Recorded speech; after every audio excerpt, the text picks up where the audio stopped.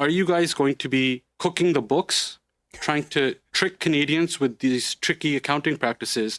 It's Carney's big day. Welcome back to Moose and Loose. My name's David. Today we've got Mark Carney meeting with Donald Trump. This is the 2.0 meeting. What's going to happen here today? So while this meeting's going on today, we've had a whole bunch of run-up, a whole bunch of speculation of what's going on. And I've got a couple of things here. I've got quite the clip of Andrew Scheer going on CBC. He basically gets in a bit of an argument. It's a fun argument. They're both having a laugh, but he basically calls David Cochrane a liberal shill to his face. It is, it's unbelievable. This is a beautiful thing. We've got conservative Jazzraj confronting Francois Philippe Champagne on whether he's cooking the books. Champagne loses. It gets pissed off in committee. We got a bunch of stuff here. Let's jump into this. Starting this one off, we got CTV's Vasi Kapellos. Got a panel here discussing the situation with Carney and Trump. So we're going to calculate the deficit as it was presented in previous budget. The minister also testified on the budget before the Finance Committee and faced repeated questions from the opposition on how the Carney government will balance the so-called operational budget, as they've pledged to do in Win. If you don't mind, Minister, would you answer my question? In what year will it be balanced?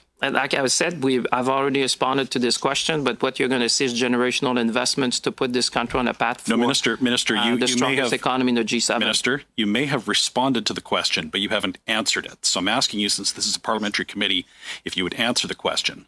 In what year will the budget balance? I've already answered that question. You can ask me as many times as you want, sir.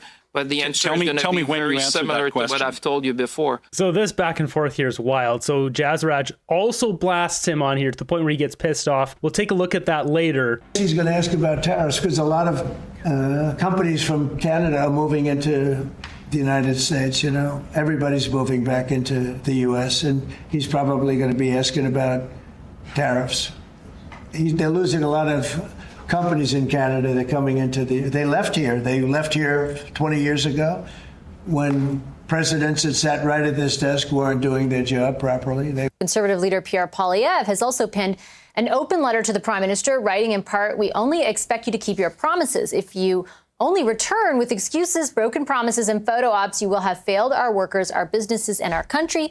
I'm always happy to help because we all must put Canada ahead of our parties." The letter goes on to say, "Best wishes in Washington, Prime Minister. We are all cheering for a big win for Canada." So what needs to... That's a great letter. A little tongue-in-cheek there, but that's a message Pierre needs to be sending out. Cheering him on to get a big win because, well, Canada needs a big win right now. Carney's not going to deliver that. Most likely, Carney only going to get a deal on steel, as you've seen in my previous videos, because Brookfield tied to Algoma Steel. So what is Carney going to get for Canada? Brian's right that it is cringy and ridiculous that you know, the idea that the U.S. could kind of bully everyone into the trading relationship it wants, but that is what's happened. Like, those countries that have arrived at deals with the United States have all agreed to base tariffs that they wouldn't have dreamed of a year ago. Like Trump has, we don't have the weight of the world behind us. Only China levied any kind of counter tariff that's, commensurate in any fashion. We're the only other country that did. Like, what kind of negotiating position does that leave us in? Everything that we've tried was wrong, it seems, because we seem to be in a bad position right now. And the Prime Minister going down to see Mr. Trump, it's going to be a difficult after discussion because Mr. Trump will take what he wants from it. He'll say that Mr. Carney's a very nice man and I like Mark, and he'll say all those lovely platitudes, but he's also going to point out once again that Canadian economy is hurting and that he's stealing business from us. And the reason why that is so difficult for us in Canada is it introduces uncertainty into investment in Canada. It's not just the tariffs, Vashi, that are hurting us. It's the fact that other companies are saying, what's next for you guys up there? What else is he going to do to you? And quite frankly, the risk associated with the uncertainty around Canada, we may as well just work with the United States directly. And that's the kind of impact it's having now. It's not just on the tariff industries, it's on everything that you could possibly think about. Just like the announcement today, 25% on medium and heavy duty trucks going into the United States. Tom Mulcair kindly explained to me what that was before we actually came to air. Before that, I didn't even know it was a possibility. So what she's talking about here, and she's 100% right, having the uncertainty is as bad, if not worse, than the tariffs themselves. And what she's talking about here is this. So Donald Trump just put this in yesterday, medium medium and heavy trucks face 25% tariffs. This is not just Canada. It's every country that sends trucks into America. Obviously, Canada, we make some big heavy trucks in Quebec and they go into America. They just roll right over the border. So probably hits Canada the hardest. This is a negotiating tactic. Donald Trump, he is the art of the deal. He knows Carney's coming over. So he's like, you know what? Here's another tariff. What are you going to do with that, little Carney? And not only that, if we look just a couple days ago, Trump imposes 10% tariff on lumber and 25% tariff on cabinets and furniture. So he just keeps slapping these on because he knows Carney is weak. This weak little guy that we have as prime minister is not fighting back because, well, he's mostly invested in America. He doesn't care. All he cares about is having power in Canada. More deficit spending, just like Justin Trudeau. Are they doing this to help enrich the bankers? Bond yields, all that stuff, making money off of Canadian taxpayer debt, loading up on green EV stuff, China, meanwhile having all their safe investments in America. These guys are not serving Canada. You know, expect the unexpected, but serious meeting. Trump's going to use it for his own purposes. And he's also going to try to spank us on foreign policy, tomorrow being October 7, which is a very difficult day for a lot of people in this world. I think to Lisa's point, Tom, right? Like even you heard in those comments from Trump, they just happened right before we went to air, right? The thing he zeroed in on when it came to tariffs was the impact he says it is having on what Lisa just described, right? That companies are picking up and moving to the United States. It's not true in its entirety, but aspects of companies here, look at the auto sector, for example, are delaying operations that we're going to go ahead here and instead pursuing ones in the United States. What does that tell you about sort of the playing field tomorrow? And how risky is this politically for the prime minister? Even if he doesn't have another choice but to go, obviously. Right. And I do think that it shows that the Americans are very good at this game. They might have been a little bit rusty. We weren't always sure what Trump was going to be up to. But the question about those trucks, that zeroes in not just on a Canadian industry. It zeroes on a Canadian industry in Quebec at a very fraught time for the votes of the federal Liberals in Quebec. The Cpac factory just north of Montreal puts out all of the Peterbilt and the Kenworth trucks. It's a huge employer. These are great jobs. They pay super well. And what Trump was saying was, 20, 30 years ago, they used to build those factories in Canada, and now we're bringing them back. If I were working there, I'd be very afraid of what that meant, because it's true that that factory was built with tons of Quebec government money. It was brought in, and there was a whole tussle with other people that wanted it, and Quebec got it. And it's one of the very few things we have. The auto industry, right across the highway, there used to be a big GM plant. That's long gone. And so Ontario's got pretty well the whole industry. That's basically what's left in Quebec. And Trump zeroed in, without naming it, on that idea. Over the weekend, we were so ham-fisted talking about the F-35s. Oh, well, we don't really have to buy them, as if that was the top of our threat list. And the person that we sent out to explain it, a junior minister of defense, had so much trouble getting anything out about the F-35s. If you're going to make a threat and you're going to get to the table with Trump, you better be darn sure that you're going to be able to play right through. So the Liberals are trying to pull that card again. Are we going to buy F-35s or not? That kind of thing. And really wonder if Trump retaliated with, here's 25% on medium and big trucks being imported into the U.S. That was their response to that nonsense. I don't think that anybody in Washington cared one bit about what we were saying about the F-35s. We'll see what comes out of this meeting tomorrow, but I like Lisa's point that coming on October 7th, it might give Trump the occasion to talk about what Canada did, which, as far as the Americans were concerned, went against their best interests and those of Israel. I don't think they should overplay their hand, because Trump wants to be seen right now as the peacemaker, and he's still hoping, I guess, to get his Nobel. But for Canada right now, this is a very difficult time, and it's not getting easier. This all has to dovetail with the renegotiation of the Canada-U.S.-Mexico trade deal, Vashi, and anything that comes out of tomorrow's meeting, I think is going to have a hard time meeting that test. This didn't happen by accident, October 7th. This is how they planned it. This is strategic that Trump is bringing in Carney on October 7th. I wouldn't be surprised if Trump brings it up and tries to humiliate Carney because of it on his turf in the Oval Office with all the cameras watching, all 50, 60, whatever those cameras stacked on top of each other. Let's jump over to CBC now and listen to this interview where Andrew Scheer just sticks it to David Cochrane. Cochrane tries to argue for the Liberals' position, Carney's position, the entire time, and it's almost like Andrew Scheer at one point, he's just like, I've had enough of this, let's just call this out. You'll hear David Cochrane desperately try to backtrack. I've never heard anything like this on the CBC. It's a deal on steel that, for the sake of those workers, that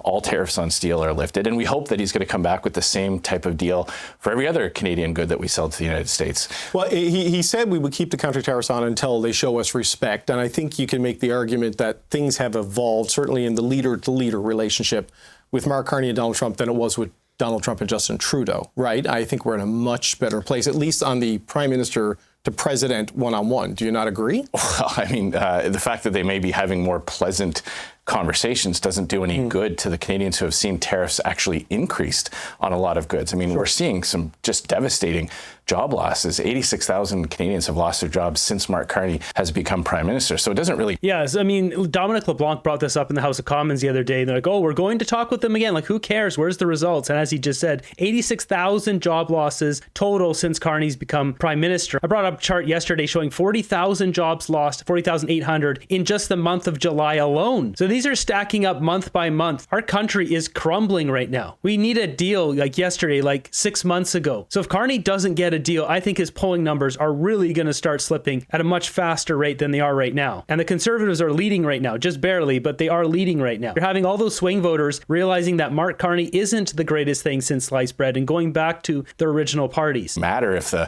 flavor of the conversations are more cordial than they might have been with Justin Trudeau. Tariffs are higher today than they were when Mark. But isn't that key to getting a deal with Donald Trump, having the relationship? Like we don't know where it's going to go, and I appreciate the politics of this, right? He ran on this campaign, and he made it core to his election in April. But if you don't find a way to work with Donald Trump, it goes even further sideways, even faster, does it not? I mean, that's the experience, it seems. Well, look, I mean, it's just a matter of the fact that it's actually worse off today than it was. So that's my point, is that whatever he thinks he might be doing in terms of style or approach, it's not resulting in lower tariffs.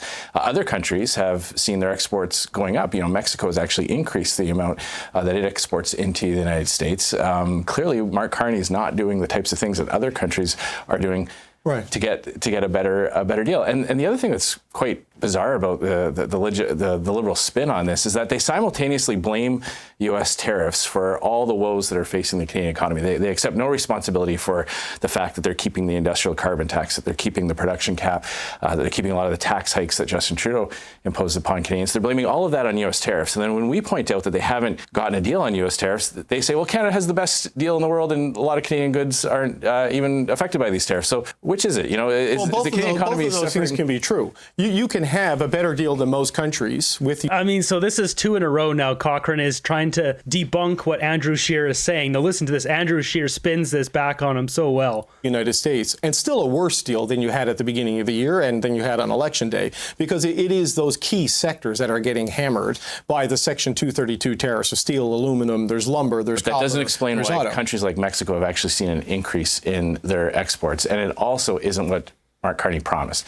And you're right. Both things can be true. It can absolutely be the case that Mark Carney's failure to get a deal is a big part of the hardship facing Canadians or the suffering the Canadians are going through. And also true that keeping the production cap, keeping those Trudeau tax hikes, and keeping the industrial carbon tax are also killing jobs. So you're right. Both of Carney's failures can be attributed to the hardship. That's not quite what I was saying, but I take your point. But look, Mexico, the structure of their trade with the U.S. is different than the structure of Canadian trade with the U.S. It's a lot of low-cost goods going in. So, I mean, you know, I'd have to dig into the numbers to see why it is different. But they're both kind of in the same starting point that this... Well, no. Well, you have to dig into the numbers to defend the liberal failers on this. I mean, no, that's not what I'm saying. That's not what I'm saying. It's not what the audience at home is hearing me say.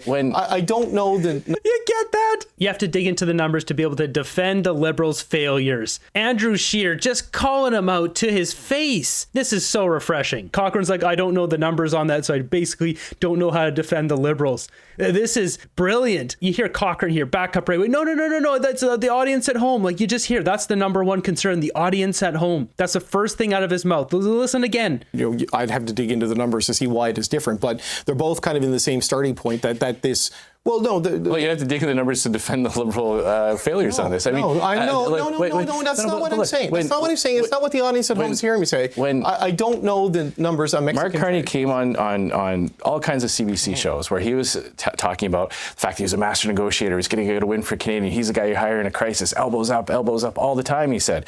Here we are in October. 86,000 Canadians are wondering how they're going to pay their mortgage because they've lost their jobs. He hasn't got a deal on U.S. tariffs. He hasn't repealed the Liberal legislation that imposes all kinds of costs on Canadian manufacturers and Canadian job creators. I mean, the industrial carbon tax is a massive cost to do business here in Canada. Mark Carney has said he's going to keep it. The production cap chases away billions of dollars of investment. TC Energy announced $8.5 billion of new investments in the energy sector in the U.S. It's not just Mark Carney who's going to the U.S. It's investment dollars flowing from Canada into the United States on all these. Not only that, there's a clean fuel standard, clean fuel regulation, which is basically the same thing as the carbon tax. It was just an additional carbon tax. They got rid of the one carbon tax. They still have the second one, which is not the industrial carbon tax or the emissions cap, as he mentioned. There's so many of these things. No wonder business is not competitive in Canada. It's hard to make money here. You have to pay so much tax to the government. And then they keep sending it off to Africa or other countries around the world and keep spending on ridiculous stuff, creating more debt. Who's really winning here? Is it the bankers? After seeing that Mark Carney brought in a banker buddy from RBC, Goldman Sachs guy, it's been sending off the alerts here. Is this whole a big ploy to make money for the bankers? Andrew Scheer's the right guy to have on CBC here. I mean, he called him out directly and said he doesn't know the numbers to defend the Liberals' failures. Just calling him straight to his face that he's in it for the Liberals. This is not an unbiased show. This is paid propaganda from the Liberal government. If you saw Can't Be Censored, that new podcast from the CBC journalist who got censored on the CBC and then tried to quit and they wouldn't let him quit and all that, he basically said that Pierre was never allowed on the show. He tried to get him on the show and the managers or whatever would not allow them to bring on Pierre Poilievre or basically any conservative on the CBC. Something also to note here, you might be wondering, well, Pierre did an interview with Catherine Cullen on CBC before. She's the only one who does those interviews and they're very rare. Basically, the point is here, CBC won't allow anyone except their top journalists who they trust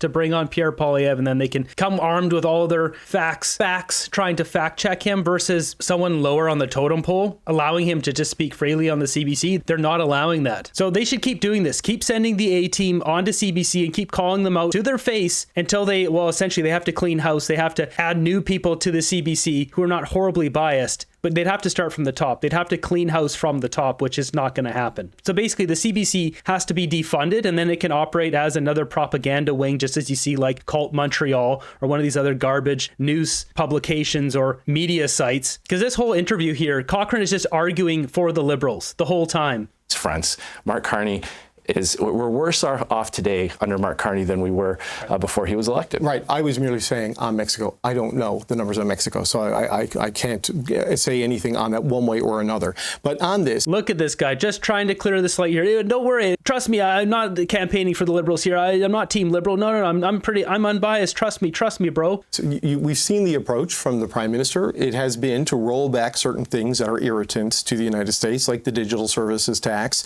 and some of the reciprocal tariffs, because there was a misalignment with the U.S. that it was tariffing things that was CUSMA compliant, and the U.S. wasn't doing that outside of the Section 232 sectoral tariffs. So that clearly hasn't gotten to a deal. There's hope maybe for some relief tomorrow on steel. What is it that a conservative government would have? So before he gets into that, he just mentioned some hope for steel. First it was steel and aluminum. Now it only seems like the steel industry is going to get a deal. We're going to see what happens with this one, the Lockheed Martin deal. Is this on the table? But more importantly, as I've already pointed out, this guy here, Dennis Turcotte, Algoma Steel, works at Brookfield. You have to wonder, if they do get a steel deal, does that $500 million that Carney just gave Algoma Steel get returned? Now, something else to note about Algoma Steel in this whole situation. Remember this a couple months ago? April 25th, 2025, Mark Carney, where is he? At Algoma Steel Factory. He did his presser at Algoma Steel. There's over 60 steel companies in Canada. He could have chose any one of them. Why was he at Algoma Steel? Why did they get a bailout? Does anyone know why they got the bailout? Anyone? You know, we are literally weeks away from the first test run of the electric arc furnace.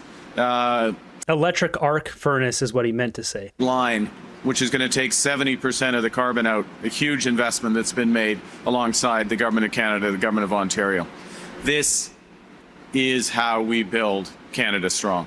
So low carbon steel, that's why he's there. But this is lined up with Brookfield's initiatives. That's why he's at Algoma Steel. That's why it connects with this guy. Once again, Dennis Turcotte was president at Algoma Steel. This guy works at Brookfield currently. He's also chairman at Westinghouse Nuclear Services. This is all tied together. Ottawa's $400 million in finance assistance will come from a large enterprise tariff loan, $10 billion tariff relief setup fund. Ontario government will also provide $100 million. If we break this down just a little bit further, the CORRA rate, the Canadian overnight repo rate, this is the lending rate between banks, is around 5%. They would be adding another 200 basis points, around 2% on top of that, making it a 7% loan. But if Algoma Steel was to go out and get a loan from somewhere else, not from the government at bottom barrel prices, they'd likely be getting at least a 10, 12, 14% interest rate. So essentially, they're getting a 50% reduction on a typical loan that they'd be getting right now. Once again, it seems like preferential treatment for a company, a low carbon steel electric arc furnace company that Mark Carney wants to succeed. What is it that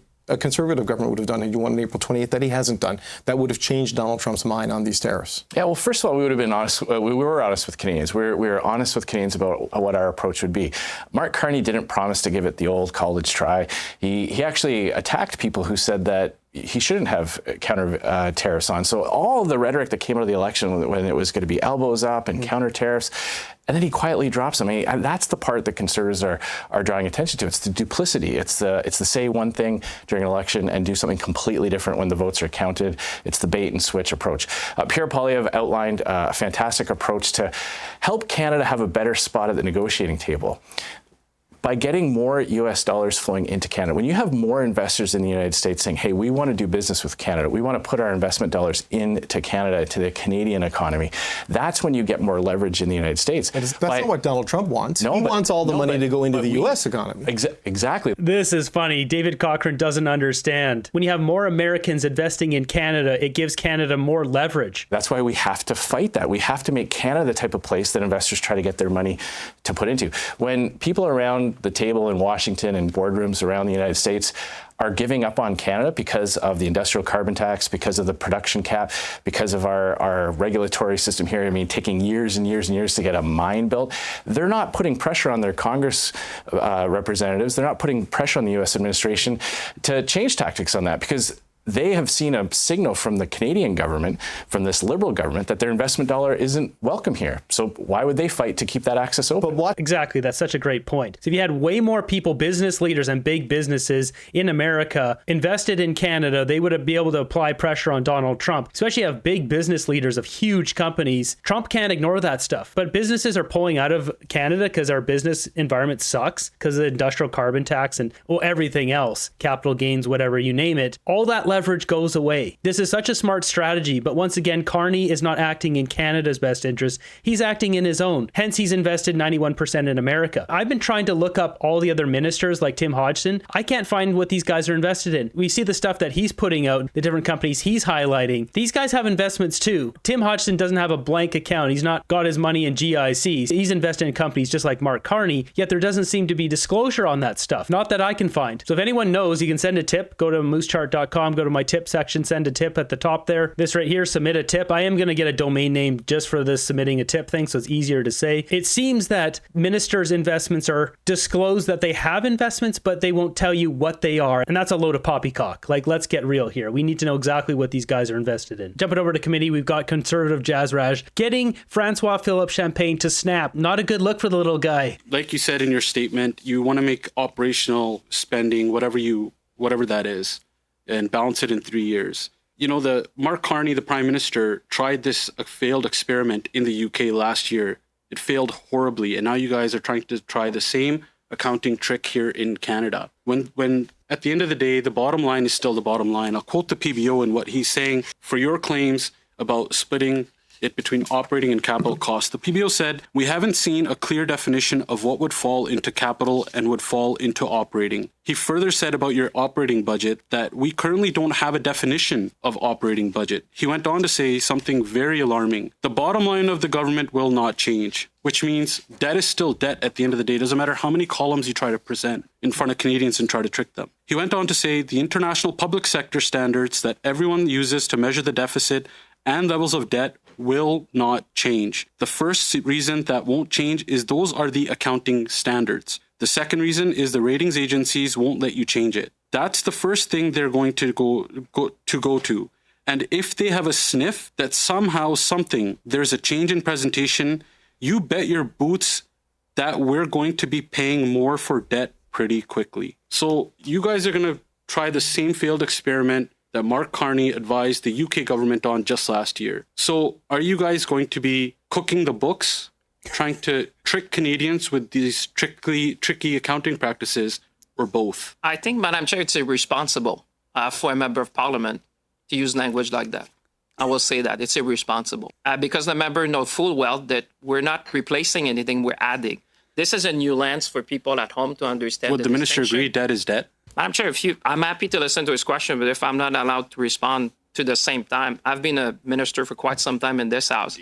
Normally I have the same time than That's the why colleague. it's not a new government. Canadians deserve to correct the record because that was an irresponsible statement. Minister, and thank you, Mr. Hallan. So it continues here. Minister, since your government doubled the national debt, Canadians are stuck with a bill that sees more tax dollars going to bankers and bondholders in interest payments on the debt your government accumulated than what goes to healthcare transfers to the provinces.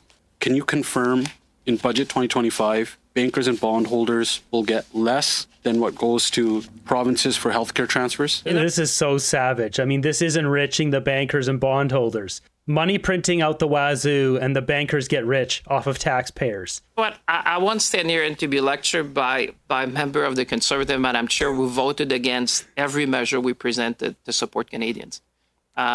This member and his colleagues have voted against pharmacare. Minister, it was a simple question. Can you just confirm that for against Canadians helping children that with healthcare transfers with will the be children food larger program across the nation, than what Madam goes Chair? to bankers and bondholders? It's a simple yes or no question, Minister. As usual, you're not answering. For Canadians who are watching you, I think they should go to look at your voting record and really answer the question, why did you vote against I will take families that. and workers? Champagne doesn't want to answer the question because the answer is yes, the bankers and bondholders will get more money than what goes to health care. As bankers and I would bondholders, just ask members and the minister not to talk over each other. I'll take that as bankers and bondholders will once again get more money in interest payments on this government's debt on Canadian taxpayers than what goes to healthcare transfers. It is just so disgraceful. It really is. And they won't even answer the question. We need to have laws saying they have to answer the question or immediately they'll get a $10,000 fine and a week in jail. Like, it has to be something where if you're serving the public interest here, you have to answer the question. You can't just choose not to. Like we saw in the earlier clip, he wouldn't say when the budget would be balanced. He just wouldn't say it. I answered that before. Refusing to answer question. Boom, $10,000, you get a week in jail. Want to try it again? Another $10,000, another week in jail. Like, it's time to crack down on these losers.